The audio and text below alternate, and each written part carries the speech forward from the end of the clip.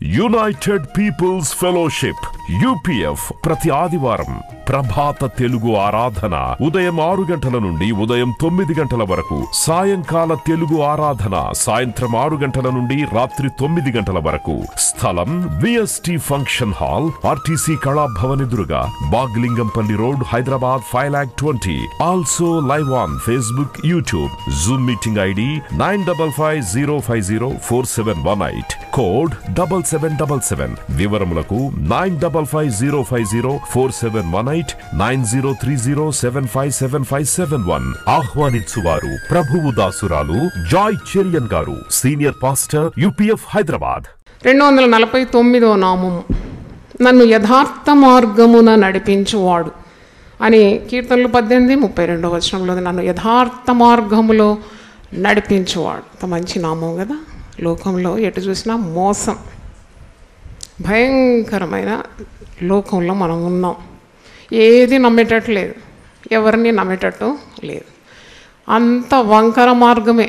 భక్తిహీనుల మార్గం ఎప్పుడు వంకరగా ఉంటుంది, వంకర మార్గం ఉంటుంది. యథార్థవంతులు మరి సూటి అయిన మార్గంలో రాజమార్గం, యథార్థవంతుల మార్గము రాజమార్గం. అంటే యథార్థంగా ప్రవర్తించడానికి నన్ను నేర్పు అని ఒక దగ్గర ప్రార్థన చేస్తున్నాడు దావీదు. ఒకసారి ఆ మాట చూద్దాం. కీర్తనలు 19లో ఒక మాట అంటాడు, దావీదు ప్రార్థనలో చూస్తున్నాం. Psalms 19:13 దురభిమాన పాపములో నన్ను పడకుండా నీ సేవకుని ఆపము, వాటిని నన్ను ఏలనీయకుము. అప్పుడు నేను యథార్థవంతుడనై అధిక ద్రోహము చేయకుండా నిందారహితుడనవుదు. అంటే యథార్థంగా ఉండాలని ఆశిస్తున్నాడు. పైన అందరూ బాగానే కనబడతారు కదా, కానీ లోపల జీవితం ఎలాగుందో తెలియదు. ఆ దేవునికే తెలుసు. కాబట్టి దేవుడు ఏం కోరుతున్నాడు? హృదయము అంతరింద్రియములను పరీక్షించే దేవుడు నీవు యథార్థంగా ఉండాలని కోరుతున్నాడు. ఎందుకంటే దేవుడు యథార్థవంతుడు.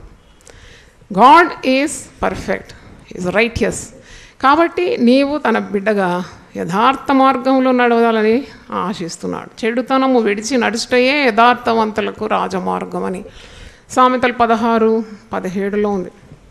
ఒకని మార్గము వాని దృష్టికి యథార్థంగా కనబడుతుందంట, కానీ తుదకు అది మరణమునకు చేరుతుంది, దారి తీస్తుంది. అంటే ఏం చేసినా, ఎవరిని అడిగినా మేము కరెక్ట్గా ఉన్నాం, మేము పర్ఫెక్ట్గా ఉన్నాం, మేము చేసేదంతా సరి అంటారు. వాళ్ళ దృష్టికి అది సరిగ్గానే కనబడుతుంది, తుదకట అది మరణానికి తీసుకొని వెళ్తుందంట. యోబు భక్తుడు ఒక మాట అంటాడు, మరణముకు వరకు నేను నా యథార్థతను విడువను. ఎంత మంచి మాట. ఈరోజు చదివిన యోబు 27:5లో ఉంది, మరణమగు వరకు నేను యథార్థత విడువను. నకిలీ ప్రపంచంలో మనం ఉన్నాం.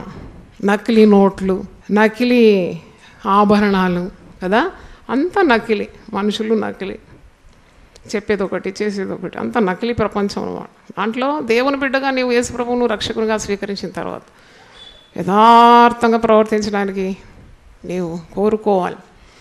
యథార్థ మార్గంలో నన్ను నడిపించు ప్రభు అని ప్రార్థించాలి. నామం ఏంటి? నన్ను యథార్థ మార్గమున నడిపించువాడు.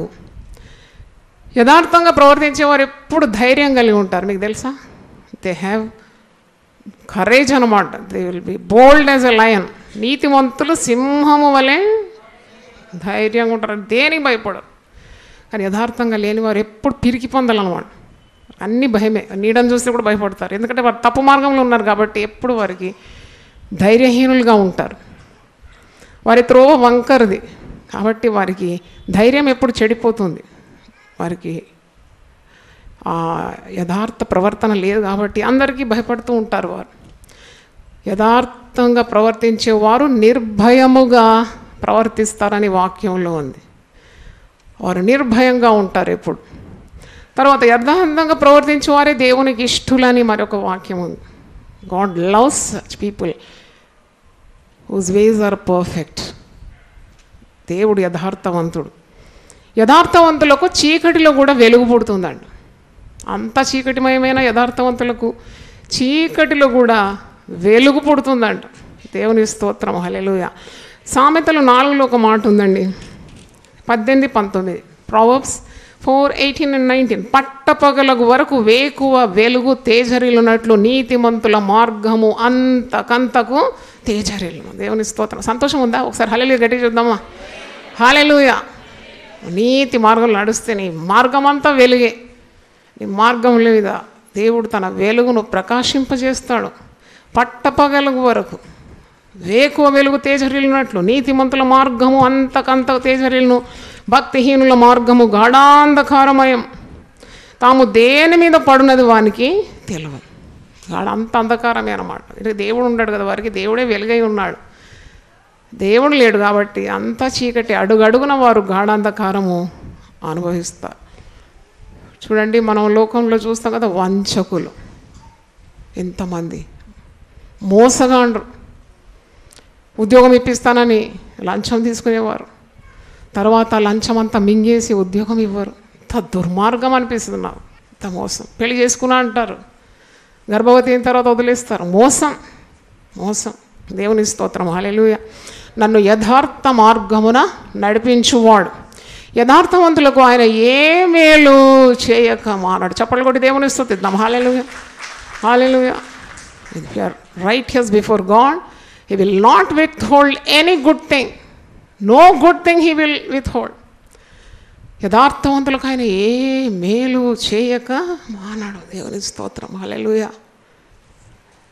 అంటే నీవు యథార్థంగా ప్రవర్తించినప్పుడు నీ భక్తి నీకు ధైర్యం పుట్టిస్తుంది. నీ యథార్థమైన ప్రవర్తన నీ నిరీక్షణకు ఆధారము కాదా? యోబు గురించి సాక్ష్యం ఇచ్చినప్పుడు దేవుడు ఏమంటున్నాడు? యోబు 1:1 ఊజు దేశమునందు యోబు అనొక మనుషుడు ఉండెను. అతడు యథార్థవంతుడు, న్యాయవంతుడునై దేవుని యందు భయభక్తులు కలిగి చెడుతనము విసర్జించినవాడు. చప్పట్లు కొట్టి దేవుని స్తుతిద్దాం. హల్లెలూయా. 4 గ్రేట్ క్వాలిటీస్ ఆఫ్ జోబ్. యథార్థవంతుడు. కొందరు వర్ధిల్లరండి.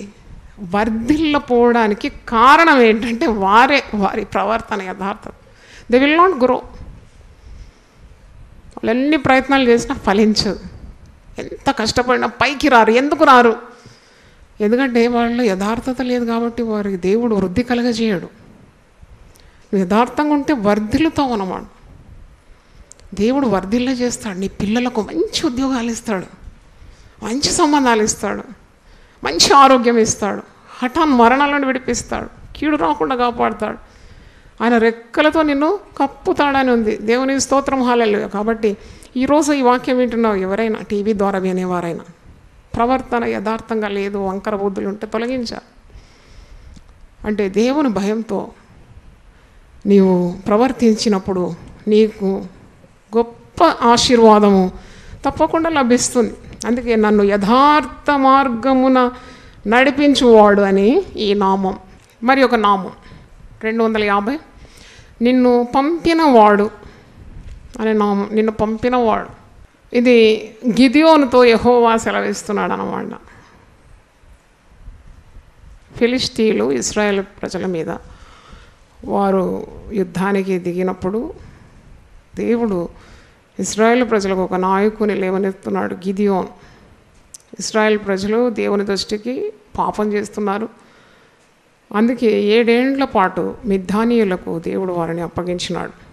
మిద్యానీయుల చెయ్యి ఇశ్రాయేళ్ల మీద హెచ్చాయను కనుక వారు మిద్యానీయుల ఎదుట నిలవలేక కొండలోనున్న వాగుల్లోను గుహల్లోను దుర్గంలోను వారు దాచుకుంటున్నారు. ఎందుకంటే భయపడుతున్నారు శత్రువులకు. అప్పుడు దేవుడు గిద్యోనుతో మాట్లాడుతున్నాడు. ఏమనంటే భయపడుతున్నాడు గిద్యోను. గిద్యోను పెద్ద నాయకుడని దేవుడు ఎన్నుకున్న గిద్యోనులో పిరికితనం ఉంది. భయపడుతున్నాడు శత్రువులను చూసి. గోధుమ చాటున గోధుమలు దుల్లగొడుతూ మరి దాక్కుంటున్నాడు. అప్పుడు దేవుని వాక్కు అతనికి వచ్చి పరాక్రమవంతుడైన బలాఢ్యుడా, పరాక్రమం గల బలాఢ్యుడా. న్యాయాధిపతులు 6:11 నుండి 16 వచనాలు మీరు చదివితే మీకు తెలుస్తుంది. న్యాయాధిపతులు 6:11 నుండి 16. Judges 6 chapter 11 to 16. యెహోవా దూత వచ్చి అభియేజీవుడైన యెహోవాషు కలిగిన ఒఫ్రాలోని మస్తకి వృక్షం కింద కూర్చుని యెహోవాషు కుమారుడైన గిద్యోను మిద్యానీయులకు మరుగయ్యుండునట్లు గానుగ చాటున గోధుమలను దుల్లగొట్టుచుండగా యెహోవా దూత అతనికి కనబడి పరాక్రమం గల బలాఢ్యుడా, యెహోవా నీకు తోడై ఉన్నాడని అతనితో అనగా, అసలు ఈయనలో ఏం పరాక్రమం ఉంది? ఈయన భయపడుతున్నాడు. కానీ ఈ దూత ఏమని సంబోధిస్తున్నాడు? పరాక్రమం గల వల. అంటే దేవుడు తోడుంటే పిరికోడు కూడా పరాక్రమవంతుడవుతాడని అర్థం. పరాక్రమం గల బలాఢ్యుడా యెహోవా నీకు తోడై ఉన్నాడు అతనితో అనగా, గిద్యోని చిత్తము నా ఏళ్ళవాడా, యెహోవా మాకు తోడై ఉండాలి. ఇదంతా మాకేలా సంభవించాను? దేవుడు తోడున్నాడు అని అంటున్నావేంటి? దేవుడు తోడుంటే మేము శత్రుల చేతికి ఎందుకు అప్పగింపబడతాం? మేమెందుకు ఇలా భయపడుతూ బ్రతుకుతాం? దేవుడు తోడుంటే ఇంత కీడు మాకు ఎందుకు సంభవిస్తుంది అని అడుగుతున్నాడు. యెహోవా ఐగుప్తులో నుండి మమ్మల్ని రప్పించినని చెప్పుచు మా పితరులు మాకు వివరించిన ఆయన అద్భుత కార్యములన్నీ ఏమాయను. యెహోవాను విడిచిపెట్టి మిద్యానుల చేతికి మమ్మల్ని అప్పగించినని అతనితో అని చెప్పాను. అంతటా యెహోవా అతనితో తిరిగి, బలము తెచ్చుకొని వెళ్ళి మిద్యానుల చేతిలో నుండి ఇశ్రాయేలును రక్షింపుము, నిన్ను పంపిన వాడను నేనే అని చెప్పగా. నామం ఏంటి ధ్యానించేది మనం?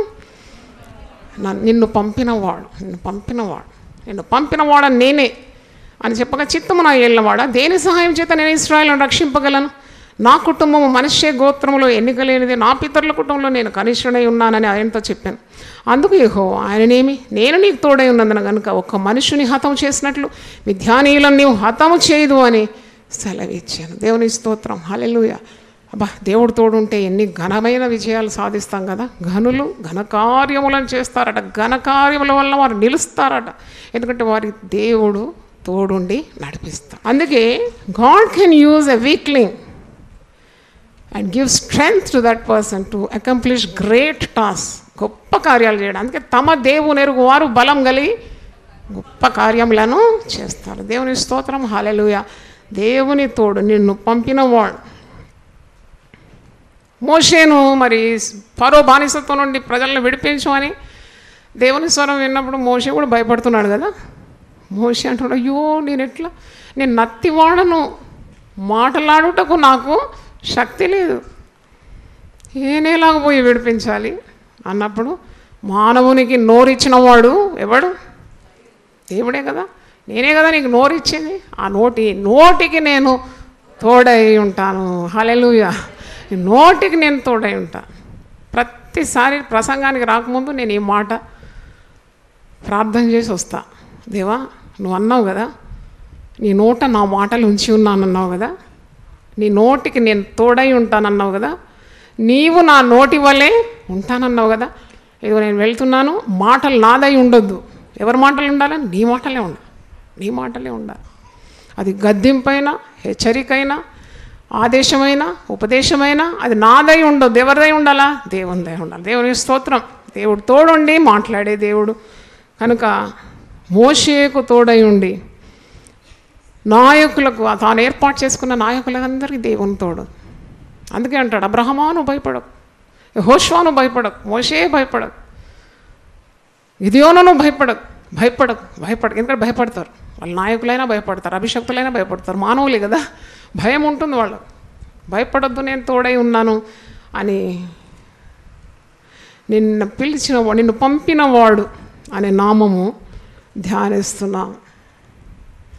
దేవుని పిలుపు ఒకవేళ ఉంటే నువ్వు సందేహించొద్దు అన్నమాట. God calls you for ministry, don't doubt. దేవుడు పక్షపాతి కాడు, తెలుసు కదా. పురుషులనే పిలుస్తాడు, స్త్రీలందరూ ఇంట్లో పనులు చేసుకొని ఉండాలని. అది ఒకవేళ మనుషులు పెట్టిన నియమేమో కానీ దేవుని నియమం కాదు. దేవుడు స్త్రీకి పురుషునికి ఆదేశం ఇచ్చినాడు, మీరు ఏం చేయాలి? ఏలాలి. ఇద్దరు కలిసి ఏలాలి, కలిసి బహుగా ఏం చేయాలి? ఫలించాలి. ఆదికాండం 1:27-28. దేవుడు తన స్వరూపమందు నరుని సృజించాను, దేవుని స్వరూపమందు వారిని సృజించాను, స్త్రీని గాను పురుషుని గాను వారిని సృజించాను. దేవుడు వారిని ఆశీర్వదించినట్లుగా మీరు ఫలించి అభివృద్ధి పొంది విస్తరించి భూమిని నిండించి దానిని ఏం చేయండి? లోపరుచుకోనండి. మరి ఇక్కడ స్త్రీని కూడా ఆయన రూపంలోనే పురుషుని, ఆయన రూపంలోనే స్త్రీని, ఆదేశం కూడా ఇద్దరికి సమంగా ఇచ్చినాడు. మీరే చదవండి, నేను చెప్పడం లేదు, మీరే చదవండి. ఫలించమని కేవలం పురుషునికి చెప్పినాడా? స్త్రీకి పురుషునికి చెప్పినాడు.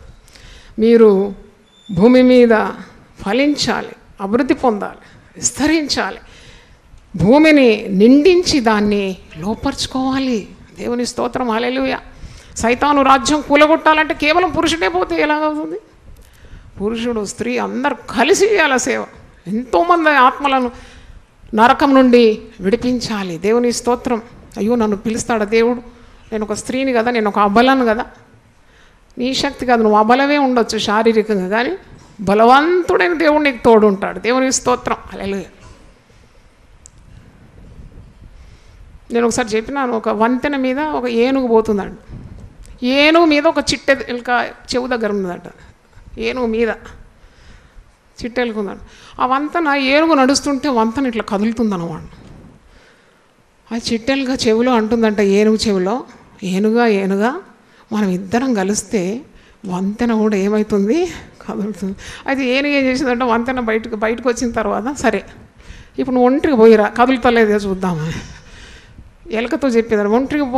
ఒంటరికి పోతే కదులుతుందా అంటే అసలు కదిలింది ఎందుకు? ఏనుగు ద్వారా కదిలింది. దేవుని స్తోత్రం. హల్లెలూయా. అద్భుతాలు, సూచక్రియలు, జనాలు వాక్యం వింటున్నారు, సంఘం అభివృద్ధి పొందిందంటే అది ఎవరి వల్ల? దేవుని వల్ల. అర్థమైతే ఒకసారి చెప్పలు కూడా దేవుని స్తుతించండి. హల్లెలూయా. దేవుని వల్ల కలుగుతుంది అన్నమాట. Only because of God's presence. God is with you. అందుకే ఇవన్నీ జరుగుతోంది. కనుక నిన్ను పంపిన వాడు నీకు తోడు ఉంటాడు. సేవ పిలుపుంటే సేవ చేయాలి, అడుగు వేయాలి. అడుగడుగున నీకు దేవుడు సహాయం చేసి పంపిన వాడు అంతము వరకు నీకు తోడుగా ఉంటాడు. దేవుని స్తోత్రం. హల్లెలూయా. చాలా ఎదురీతలు ఇది నేను పుస్తకం రాయాలంటే ఎన్ని వాల్యూమ్స్ అవుతుందో తెలియదు. మరి అన్నీ రాయొచ్చో నాకు తెలియదు. ఎందుకంటే కొద్ది పోరాటాలు వ్యక్తం చేయడానికి కూడా వీలుగా పోరాటాలు, గాయాలు, నొప్పి, బాధ. ఒక బిడ్డను కనడానికి ఆ తల్లి ఎన్ని తిప్పలు పడుతుంది. ఒక సంఘము కనాలంటే ఎంత ప్రసవ వేదన కావాలి కదా, ఎంత ప్రసవ వేదన కావాలి. అయినా అన్నిటి నుండి విడిపిస్తూ విజయం అనుగ్రహించింది ఎవరు? దేవుడే. దేవుని స్తోత్రం. Hallelujah. So God is faithful. దేవుడు నమ్మదగిన దేవుడు.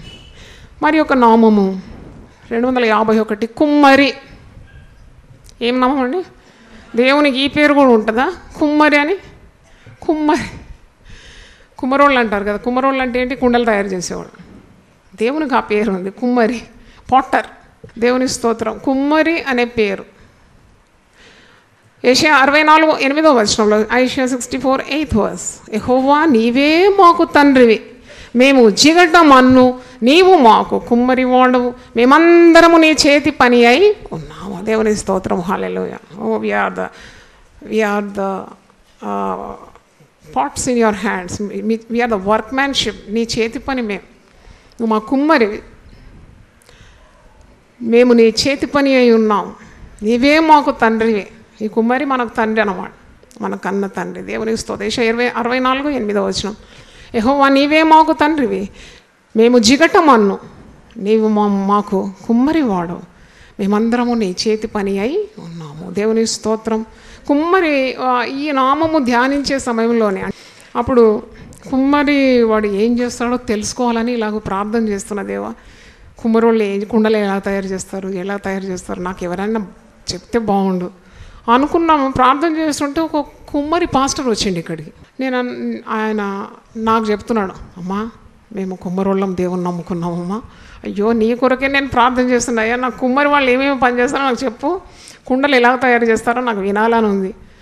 అయ్యో వివరిస్తూ ఉన్నాడు కుండలు ఎలా తయారవుతుందని. కుండలు తయారు కావాలంటే బంకమట్టి కావాలట. ఆ బంకమట్టి కూడా పోతారంట. బంకమట్టి అంతా సమకూర్చుకుంటారంట. దాంట్లో అంతా పెడ్డలు ఉంటాయి, మట్టి పెడ్డలు, కొద్దిగా చెదారం ఉంటుంది. ఆ బంకమట్టిని తెచ్చి బాగా పిసికి దాంట్లో ఉన్న మట్టి పెడ్డలు, రాళ్ళు, రప్పలన్నీ ఏరేసి తర్వాత ఏం చేస్తారంటే దాన్ని ఆ సన్న మట్టిని జల్లెడబడతారంట. సన్న మట్టి జల్లెడబట్టి దాన్ని నానబెడతారంట. దాని తర్వాత ఇంకేదో ప్రాసెసింగ్ అంత అయిన తర్వాత సారె మీదకి వస్తుంది ఆ బంకమట్టి. ఆ సారె తిరుగుతుంటే ఇది ఆ కుండ తిరుగుతుంది. ఎంత రమ్యంగా ఉంటుందో ఆ సీన్ కదా. చక్కగా ఆ కుండ, ఆ మట్టి కుండ వెనక ఒక చేతులు ఉంటుంది, ఆ కుమ్మరివాని చెయ్యి కదా. చెయ్యి వదిలేయడు ఆయన, చెయ్యి పెడతాడు ఇట్లా. ఆ కుమ్మరివాని ఐడియాలో ఉన్న ఆ షేపు, ఆ ఆలోచనలో ఉన్న విధంగా ఆ కుండ సిద్ధమవుతుంది, పచ్చి కుండ. ఆ పచ్చి కుండను తీసి మళ్ళీ ఏదో పెట్టి సల్ఫా అని ఒక కట్టెతోటి కొడుతుంటారట. బాగా కొట్టి చక్కగా చేస్తారట. దాని తర్వాత కొన్ని 2 గంటలు అగ్ని భట్టిలో పెడతారంట, కుంపటిలో బాగా కాలుతుందట కుండ. అయితే ఇంతగానో మనం ప్రాసెసింగ్, అది ఒక మంచి పాత్రగా కుండ. ఎండాకాలం రాగానే మనకు కుండ ఉంటే బాగుండి, ఇంట్లో నీళ్ళు నింపుకుంటే చల్లని కుండ నీళ్ళు తాగాల. ఫ్రిడ్జ్ నీళ్ళు తాగితే మీకు సరిదవుతుంది, కుండ నీళ్ళు తాగండి అంటారు కదా. కుండలో పట్టుకున్న నీళ్ళు చల్లగా ఉంటుంది. అంటే పనికొచ్చే పాత్రగా, ప్రయోజనకరమైన ఒక పాత్రగా ఆ కుమ్మరి దాన్ని తయారు చేసినాడు. కొన్ని కుండలేమో నీళ్లకు, కొన్ని కుండలేమో పూలు పెట్టుకోవడానికి, అంటే రకరకాలుగా వాడతారు కుండలు. వీటన్నిటికీ కారకుడు ఎవరు? ఆ కుమ్మరుడు. అంటే పరిశుద్ధ గ్రంథం ఉన్నది, యజమానుడు వాడుకొనదగిన అర్హమైన పాత్రగా ఉండాలి ఆయన కుమ్మరి. కాబట్టి విసుకొద్దు. ఒకవేళ ఆ మట్టి ఆ బంక మట్టికి విసుకొచ్చేసింది అనుకో, కొన్ని కుండలంట కుమ్మరివాని చేతిలో విడిపోతాడు. విడిపోగానే ఆ కుమ్మరి ఏం చేస్తాడంటే మళ్ళీ తిరిగి దాన్ని ఇంకొక న్యూ డిజైన్గా చేసేస్తాడట. కుమ్మరివాని చేతిలో విడిపోతే పర్వాలేదట, కానీ కుమ్మరివాడు పక్క పెట్టినాక పగిలిపోతే దానివల్ల ఏ ప్రయోజనము లేదు. ఆయన చేతిలో ఉండాలన్నమాట. మనం ఎప్పుడు ఆయన చేతిలో ఉండాలి. దేవునికి స్తోత్రం. If you are in God's hand, even if you break, ఒకవేళ నీ జీవితం పగిలిపోయినా తిరిగి ఆ కుమ్మరివాడు చక్కగా ఇంకొక ఫ్యాషన్గా చేసేస్తాడు. కుమ్మరివాని గురించి ఇర్మియా 18వ అధ్యాయంలో ఉంటుంది. ఇర్మియా ప్రవక్తతో దేవుడు అంటాడు, పో కుమ్మరివాని ఇంటికి పో, నేనేం చేస్తున్నాను చూడు. ఆ కుమ్మరివాని చేసేదంతా ప్రవక్త మరి చూస్తూ ఉన్నాడు. ఇశ్రాయేలు ప్రజలు ఈ విధంగానే కుమ్మరివాని చేతిలో కుండ విడిపోయినట్టు విడిపోయినారు. తిరిగి నేను వారిని బాగు చేస్తాను అని వాగ్దానం. అంటే మాటికి విడిపోవడం కూడా మరి కుమ్మరివాడు ఏం చేస్తాడంట, మాటికి అది విడిపోతుంది, పగిలిపోతే తీసి దాన్ని కుప్పతోటలో పారవేస్తాడంట. కొన్ని కుండలు మీరు కుమ్మరివాడి దగ్గర పోండి, ఒక మూలలో కొన్ని పగిలిపోయిన పెంకులు అన్నీ మూలకు ఉంటాయి. ఎందుకంటే అది పనికి రావడం లేదు. కృపను మనం నిష్ఫలం చేయకూడదు. యేసు ప్రభు మనల్ని తన రక్తం ఇచ్చి సంపాదించుకున్నాడు. కృపాయుగం అని, కృపను గురించిన బోధలు చాలా ఉంది. పాపం చేస్తే చెల్లిపోతుంది, మళ్ళా పోయి దేవాన్ని క్షమించమంటే క్షమించేస్తాడు. అంటే ఇక జీవితాంతం పాపం చేయడం ప్రార్థన చేయడం, పాపం చేయడం ప్రార్థన చేయడం అయితే దేవుని దగ్గర చెల్లుతుందా?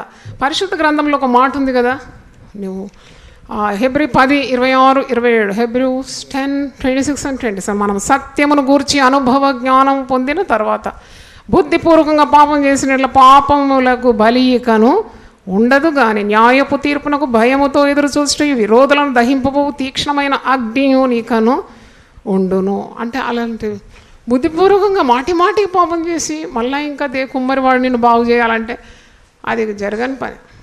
అంటే ఆయన చేతిలోనే ఉండాలను. ఇప్పుడు you should have that grace to be in his hands. ఆయన చేయి జారిపోతే పగిలిపోతావు. మన మాటికి తెలిసి బుద్ధిపూర్వకంగా తప్పులు చేయకూడదు అని నేర్చుకుంటున్నాము. యెషయా 45:9 ఒక మాట చూడండి. మంటి కుండ, యెషయా 45:9, మంటి కుండ పెంకులలో ఒక పెంకయుండి తన్ను సృజించే వానితో వాదించు వానికి శ్రమ, జిగటమన్ను దాన్ని రూపించు వానితో నీవేమి చేయించున్నావని అనదగునా, వీనికి చేతులు లేవని నీవు చేసినది నీతో చెప్పదగునా. అంటే మనము మంటివారం. 103వ కీర్తనలో మనం మంటివారం అని ఆయన జ్ఞాపకము చేసుకుంటాం. మంటివారం, మట్టి అన్నమాట. ఇంత ఘనులైన మాయాస్వరూపులేనా, గొప్పవాడు, చాలా ధనం సంపాదించినాడు. వాడు చచ్చిపోతే ఏం ఆలోచిస్తారండి? ఒక మనిషి చచ్చిపోగానే ఎప్పుడండి ఫ్యూనరల్ సర్వీస్ అంటారు చనిపోయిన వ్యక్తి. నెక్స్ట్ క్వశ్చన్ ఏంటంటే, when is the funeral service అండి? ఎప్పుడండి? బాడీని ఎప్పుడు తీసుకొస్తారండి? బాడీ చూసినా పేరు లేదు, ఏం లేదు, అంత పేరు అంతా పోయింది. ఏమంటారు ఇప్పుడు? బాడీ. బా, ఇంతే బ్రతుకు, మాయ. మన్నైనది మన్నుకు చేర్చు. అంటే ఈ మట్టి దేహం, దీనిలో గొప్ప మహిమైశ్వర్యం ఏంటంటే దేవుని స్తోత్రం, హల్లెలూయా. దేవుడిచ్చిన పరిశుద్ధాత్మ శక్తిని హోల్డ్ చేసి ఒక మట్టి కుండ అన్నమాట.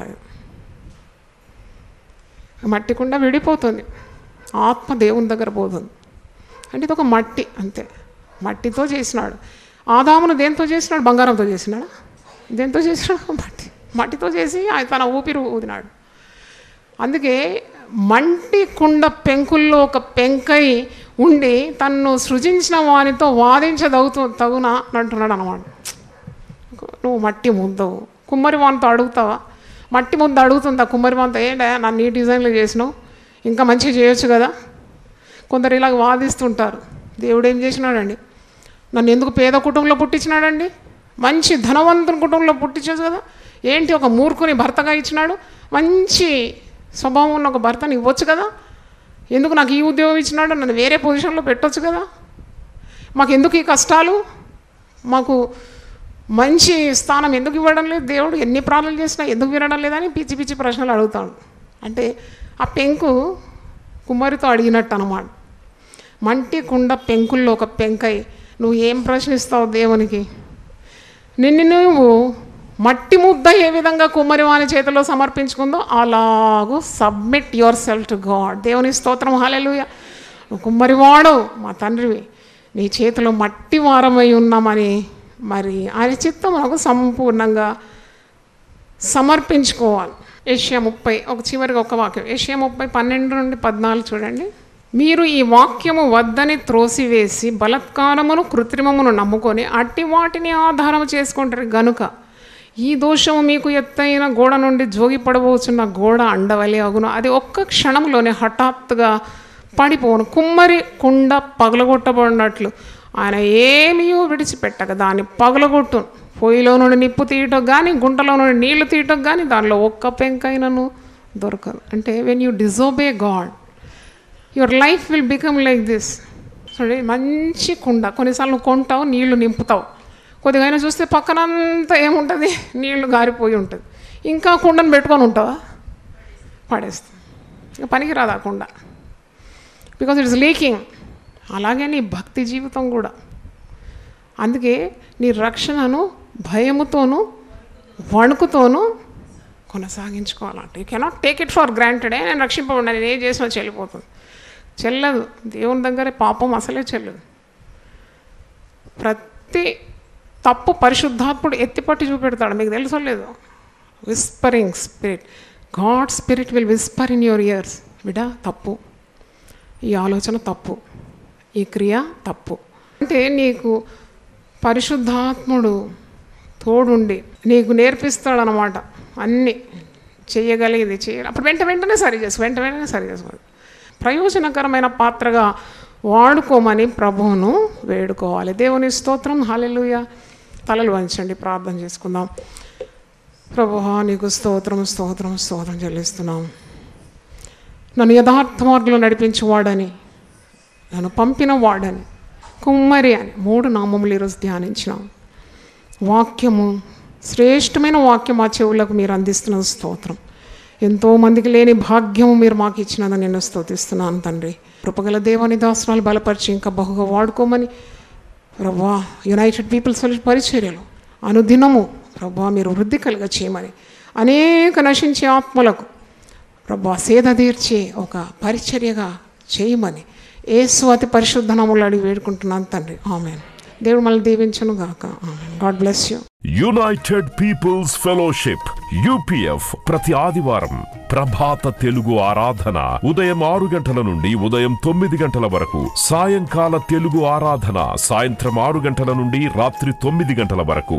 స్థలం VST function hall, RTC Kalabhavan ఎదురుగా, Bagh Lingampally road, Hyderabad 5,20,000. Also live on Facebook, YouTube. Zoom meeting ID 9550504718, code 7777. వివరములకు 9550504718, 9030757571. ఆహ్వానించువారు ప్రభువు దాసురాలు Joy Cherian garu, senior pastor, UPF Hyderabad.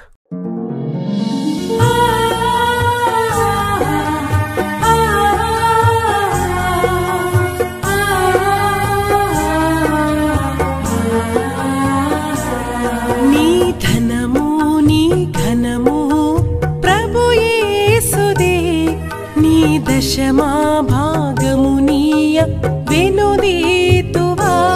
నీ ధనము నీ ఘనము ప్రభు యేసుదే, నీ దశమా భాగమునీయ వెనుదీతువా